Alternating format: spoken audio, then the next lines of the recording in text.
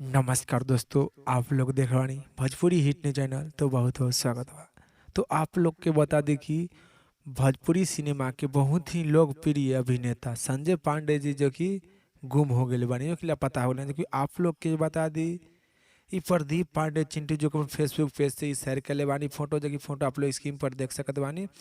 संजय पांडे जी के फोटो लागल बा, लापता के लिखल बा। तो आप लोग के बता दी पे इनाम भी रखल गल बा। उ इनाम बतला दी कितना बा, 20 लाख रुपया इनाम बा। ये आदमी के ढूंढने पर संपर्क नंबर भी दिया गया है नीचे, आप लोग फोटो पर तो देख ही सकत बानी। तो आप लोग के बता दें कि बहुत ही दुखी के बात बा कि भोजपुरी सिनेमा के बहुत ही लोकप्रिय संजय पांडे जी जो कि गुम हो गए बानी। तो आप लोग भी मदद करिए और संजय पांडे जी के ढूंढे में। जी हाँ, तो आप लोग की इसी जानकारी के बारे में बतावे रही जानकारी के बारे में कारा हुआ का विचार आप लोग नीचे जरूर कमेंट बॉक्स में बताएं। फिलहाल इतना, फिर से मिलेंगे नेक्स्ट वीडियो में। जय हिंद, जय भोजपुरी।